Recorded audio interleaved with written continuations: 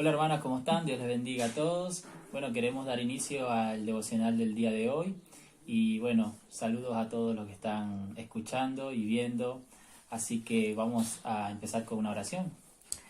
Padre eterno que estás en el cielo, queremos darte gracias por este día, Señor. Gracias, Señor, por esta palabra. Señor, te pedimos que seas tú quien hable a nuestros corazones, Señor, y que podamos poner esta palabra en práctica. También te queremos pedir por las personas que nos están viendo, Señor, y escuchando, para que seas tú, Señor, abriendo el entendimiento, Señor, y también también puedan aplicar esta palabra, Señor, en su vida, Padre. En el nombre de Jesús, amén. Amén. Bueno, le hemos puesto como nombre a este devocional Mentes Subjetivas. Dios nos ha mostrado en este tiempo que existe una tendencia entre el pueblo de Dios, entre los cristianos, a buscar en la Biblia lo que cada persona quiere encontrar. No, esta es una tendencia claramente pecaminosa. ¿Por qué es pecaminosa? Porque buscamos relacionarnos con Dios con una mirada subjetiva. Pero antes de explicar lo que es subjetivismo, quiero explicar un poco lo que quise decir con buscar en la Biblia lo que cada persona quiere encontrar. No sé si le ha pasado alguna vez,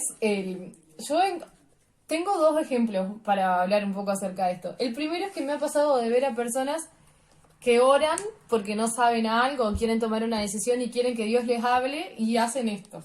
Cierran la Biblia, oraron, la abrieron, pusieron el dedo sin mirar y lo que al dedo apunta es la respuesta de Dios. Eso no solamente es pecado, sino que hasta cierto punto es como una herejía. Eso no está bien. No quiero traer condenación porque muchas veces se hace por ignorancia, pero sí decir que eso está mal. Pero existe algo que incluso está mucho más arraigado y que a simple vista no nos damos cuenta en cuanto a buscar en la Biblia lo que cada persona quiere encontrar. Y es que muchas veces nosotros oramos, oramos, le pedimos a Dios que se revele en nuestras vidas o que nos conteste ciertas, buscar una respuesta de Dios en cuanto a dudas que nosotros tengamos. O quizás nos enfrentamos a una situación, a un problema, y lo primero que hacemos es, nuestra mente ya sabe cuál es la respuesta de Dios, entonces lo único que necesitamos es poder encontrar un versículo en la Biblia que le dé una base a nuestra forma de pensar. Entonces, ¿qué hacemos? Ponemos una oración en Google, buscamos versículos que hablen sobre tal y tal tema.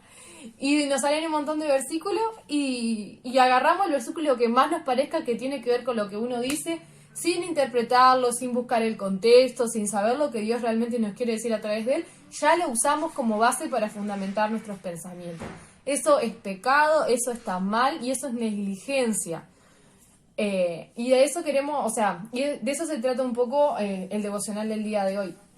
Pero bueno, necesitamos definir lo que es subjetivismo, ¿no? Estuve buscando un poco algunas definiciones, pero quise armar como un resumen de las cosas que me parecieron que valían la pena poder contarlas, ¿no? Bueno, el subjetivismo es un sistema de pensamiento que limita la validez del conocimiento a lo que la persona conoce y juzga. ¿Qué quiere decir esto? Quiere decir que el subjetivismo plantea que toda verdad depende de la persona, o sea, del individuo, ¿no? Plantea que no hay verdad absoluta, sino que la verdad es relativa. También el subjetivismo afirma que el fin de la acción moral es el placer o la felicidad. ¿Esto qué quiere decir? Quiere decir que bajo el sistema de pensamiento subjetivista, nuestro comportamiento, nuestras costumbres y normas, así como también el concepto que tenemos de lo que es bueno y lo que es malo, varían en función a los resultados emocionales que obtenemos al hacerlos, ¿no? Y ustedes se preguntarán con esta definición cómo podemos encontrar esto en la iglesia, ¿no? Y para eso quiero hablar acerca de algunos ejemplos que, orando a Dios, Dios también me trajo a la mente acerca del espíritu el espíritu subjetivista presente en la iglesia del día de hoy. Y el primero que quiero hablar es que tenemos una tendencia a condicionar las verdades bíblicas a las experiencias que nos han dado resultados. A menudo he visto que en muchas ocasiones tomamos decisiones que no van tan de acuerdo a las verdades de Dios o que quizás las cumplen en parte, pero como nos dieron los resultados que según nuestra propia sabiduría humana son buenos, nosotros pensamos que terminamos justificando el medio por el fin, ¿no? eso está mal, eso es pecado. No, las verdades bíblicas nunca pueden estar condicionados a los resultados que nosotros obtenemos con las acciones que hacemos. Aparte la Biblia, o sea, creo que la Biblia es clara en cuanto a la obediencia, y creo que una obediencia a medias es desobediencia. Otro de los temas que quiero nombrar es acerca de la tendencia existen personas que quieren conocer a Dios a través de la espiritualidad, y pongo como comillas porque es una falsa espiritualidad. ¿Por qué es una falsa espiritualidad? Porque le piden a Dios, Señor, revelate, Señor, mostrame, pero no leen la Biblia y por ende no la estudian tampoco. Entonces eso es una falsa espiritualidad, porque es como que uno pretende que Dios te abra la mente, te ponga las ideas, y es como un camino muy fácil, ¿no? Bueno, esto es lo que hace el subjetivismo en la iglesia al día de hoy. La verdad es que la revelación que nosotros necesitamos está en la Biblia, y Dios también nos llama como hijos, como sus hijos, a ser diligentes en cuanto a la palabra. Yo creo que uno le muestra a Dios lo valioso que es Él para nosotros en el tiempo que nosotros dedicamos para entender la palabra. La palabra de Dios es clara, creo que tenemos muchos métodos. Existen personas en la iglesia como los pastores, aquellos que son maestros, que pueden realmente ayudarnos y dirigirnos en ese proceso de poder entender lo que la Biblia nos quiere enseñar acerca del carácter de Dios. Otro de los puntos que quiero tocar es acerca de la tendencia de que muchas personas piensan realmente que la verdad es relativa. Y esto es un concepto subjetivista al 100. ¿A qué me refiero con el pensamiento de la verdad es relativa? No sé si muchas veces les ha pasado, yo personalmente me sentí muy, ¿cómo se dice? Confrontada con esto, porque, bueno, lo he hecho, lamentándolo mucho. Que muchas veces cuando nos sentimos criticados por la Biblia, o cuando Dios usa a alguien para que nos exhorte a través de la Biblia, y bueno, sentimos, o sea, como que lo que nos dicen va totalmente opuesto a como nosotros pensamos, nosotros tendemos a decirle, bueno, vos pensás esto, pero yo con esto pienso esto, pero no importa, porque puede ser válido cualquiera de los dos. Y ni siquiera nos preocupamos quizás por llegar a un acuerdo con la persona, y nos quedamos ahí, con que su idea es que piense lo que quiera, pero yo pienso esto. Y la verdad es que esas son las consecuencias del subjetivismo en la iglesia al día de hoy. Un pasaje puede tener muchísimas aplicaciones personales, y eso varía, pero tiene un solo significado. Entonces nosotros no podemos relativizar las escrituras por el simple hecho de que nos moleste lo que encontramos ahí, ¿no? Yo creo que si las personas realmente conocieran quién es Dios, de los que se consideran cristianos, muchos dejarían de serlo porque no quisieran adorar a un Dios así. ¿Por qué digo esto? Porque lo que hace el subjetivismo, la falsa espiritualidad y esta tendencia a relativizar las verdades de la Biblia, es que las personas adoran un Dios que no existe. Adoran un Dios falso, un Dios que se imaginan. Entonces, en realidad, termina siendo idolatría y no tanto cristianismo. Otro de los puntos que quiero tocar es acerca de la importancia de las emociones para estos cristianos, para los cristianos que tienen un sistema de pensamiento subjetivista. Y la realidad es que para estos cristianos evitan totalmente las emociones negativas. Todo lo que produzca en nosotros una emoción negativa, lo relativizamos. ¿Qué quiere decir? Si la Biblia me dice algo que a mí me confronta, yo voy a buscar de todas las formas encontrar, lo digo así porque acá está la Biblia, voy a buscar de todas las formas poder encontrar algo que haga que eso deje de tener importancia para mí, porque yo tengo que tener la razón, y yo, como no quiero sufrir y esto no me está dando felicidad, lo descarto. Y quiero poner un ejemplo de esto, que es en cuanto al amor, y ha sido una de las cosas que quizás Dios ha tratado conmigo en este tiempo, en el sentido que me ha dejado ver determinadas cosas, ¿no? Hay muchas personas que tienen un falso concepto del amor. ¿Qué quiere decir? Se sienten amados por los hermanos, se sienten amados por los líderes, siempre y cuando las personas generen en ellos emociones buenas, generen felicidad, generen placer. Positivas. Claro, emociones positivas. Si las personas no generan placer ni felicidad a nosotros, automáticamente descartamos que lo que la persona nos esté dando sea amor. Y esto muchas veces ha llevado a algunos líderes a como intentar endulzar, entre comillas, porque la palabra de Dios no necesita que nosotros le añadamos nada, la palabra de Dios, ¿no? Como tipo, no darla como para, no darla así tal y como es para no confrontar a las personas, ¿no? ¿Por qué? Porque esta tendencia a las personas a molestarse por todo o a solo ver el amor como algo positivo ha hecho que los líderes tengan miedo, por así decirlo, de ser realmente, de dar un mensaje lo más, no me sale la palabra, directo posible, como está en la por Biblia. miedo a que las personas se ofendan o por dañar a otros o porque se vayan de la iglesia. Y esto hace que se cometan herejías, ¿no? Porque terminamos sirviendo por el temor al hombre y no en el temor de Dios. Y hay algo bien claro que quiero decir, es que las verdades de Dios son absolutas.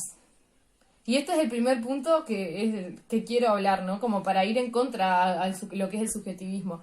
Es mentira, no existen verdades relativas. La palabra de Dios es totalmente absoluta. No tenemos nada que agregarle a la palabra de Dios. Lo único que podemos hacer es obedecerlas en sumisión, ¿no?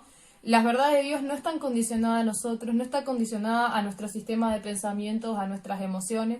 Seguir a Cristo no se trata de emociones. En Jeremías 17:9 dice, lo saqué, dice, engañoso es el corazón más que todas las cosas y perverso, ¿quién lo conocerá? El corazón no solo está integrado por las emociones, está integrado por nuestros pensamientos, por nuestras ideas, nuestras acciones,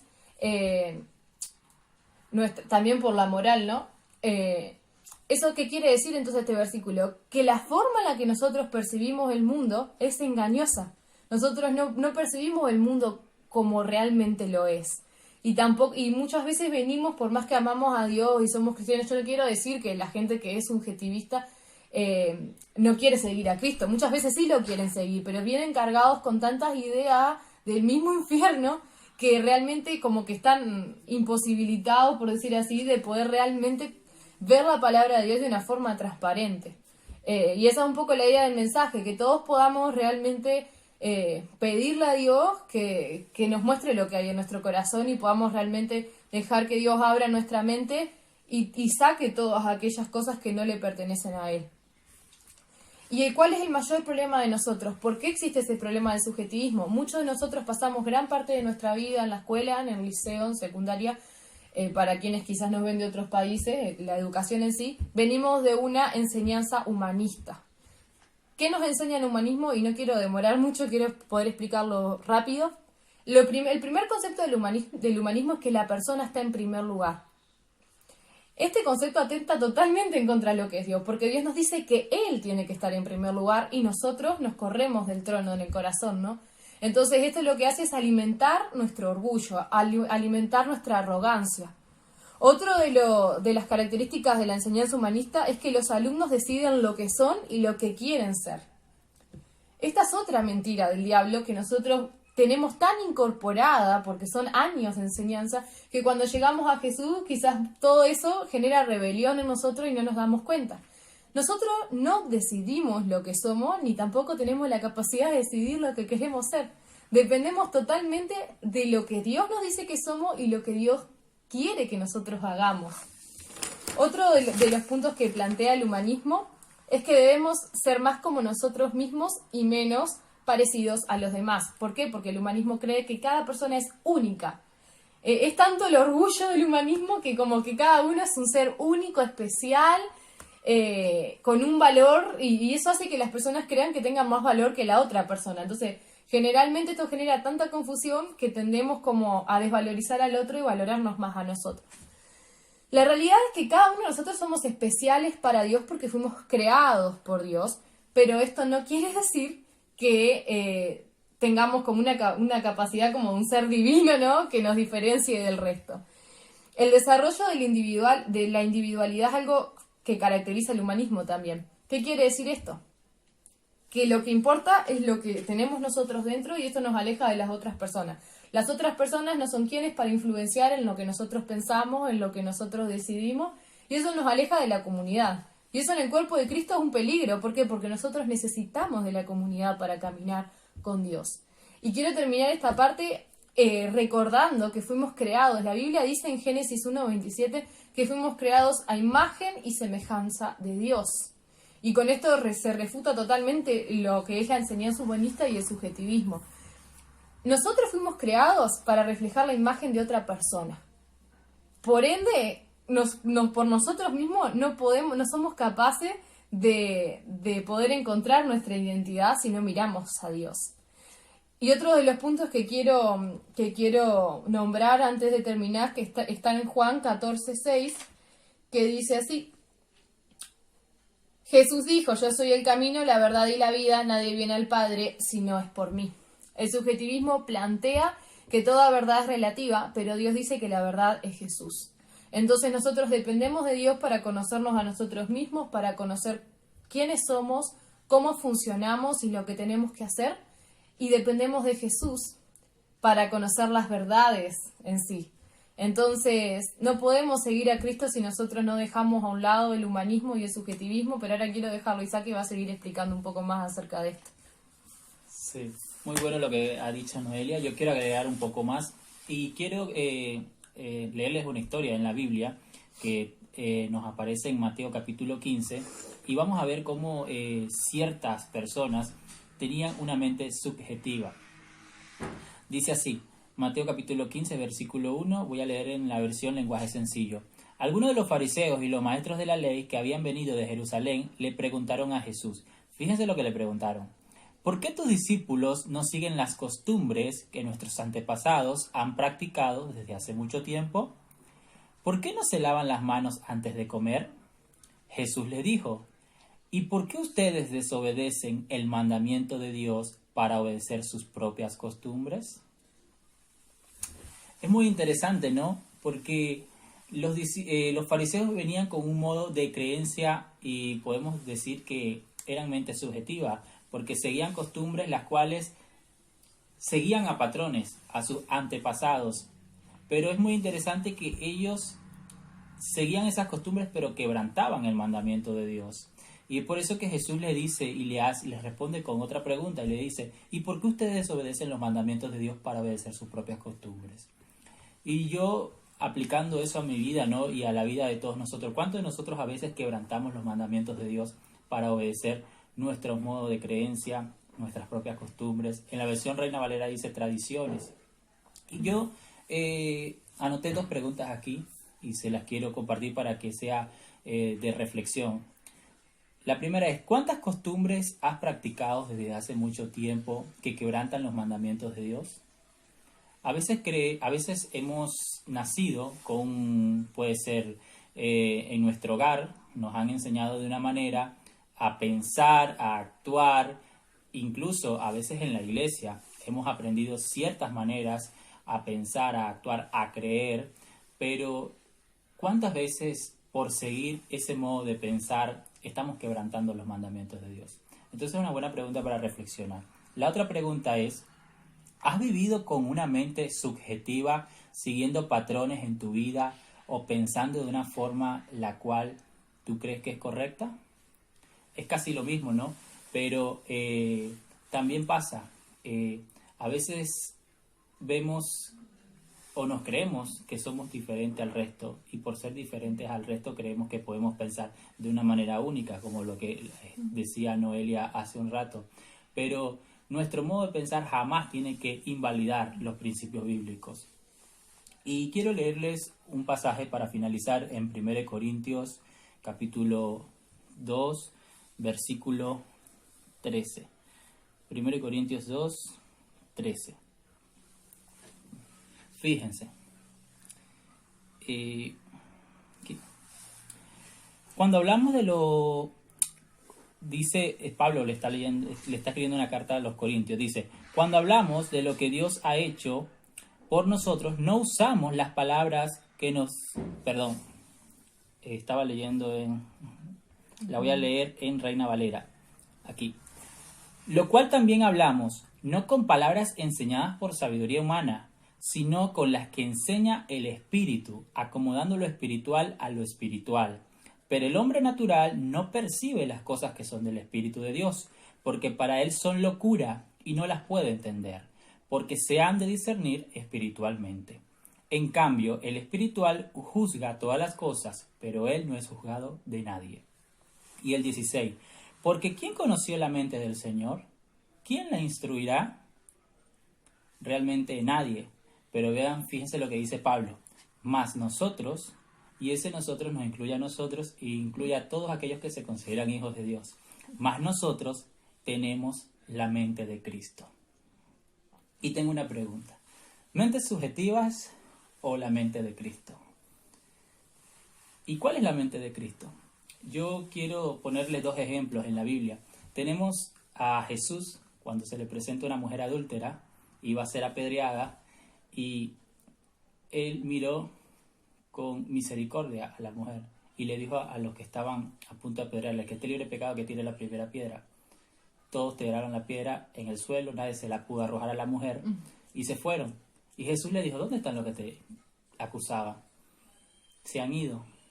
Y Jesús trató a esta mujer con misericordia. Pero este mismo Jesús fue aquel cuando le contó a Pedro que estaba a punto de ser entregado para ser crucificado. Y Pedro le dice: Señor, que ninguna de estas cosas te acontezca. Y Jesús le dice: apártate de mí, Satanás, porque me eres tropiezo. Entonces, es el mismo Jesús que cuando un hombre fue y le llevó a su hijo endemoniado a los discípulos para que lo sanaran, y los discípulos no pudieron sanarlo porque les faltó fe, así dice la Escritura, Jesús le dijo a sus discípulos, los exhortó fuertemente y le dijo: ¿hasta cuándo tendré que soportaros?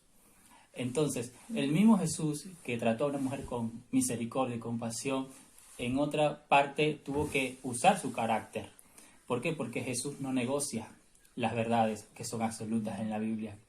Y a veces nosotros negociamos ese tipo de verdades. Entonces yo creo que esta es la mente de Cristo. Saber mantener ese equilibrio. No ser amor y misericordia, tampoco ser juicio y verdad. Solamente, ¿no? Solamente, pero saber aplicarla ambas de acuerdo a las situaciones. Y como decía Noelia, el fin no justifica los medios.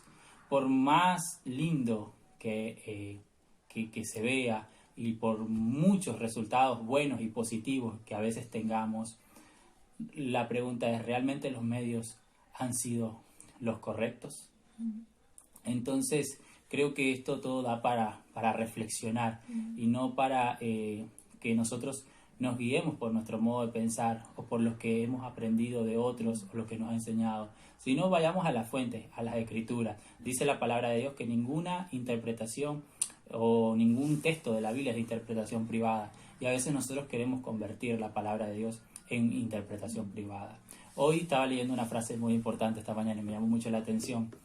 Decía que cuando Jesús se le presentó Satanás en el desierto y le citó ciertos versículos de la Biblia, manipuló Satanás la Biblia, la Escritura. Jesús, la persona decía: Jesús no solamente citó la Escritura, sino que también la obedeció. Entonces yo creo que también nos corresponde a nosotros citarla, la cita a cualquiera, pero aplicar esa palabra en nuestra vida. Eso es tener la mente de Cristo. Yo quería decir dos cosas.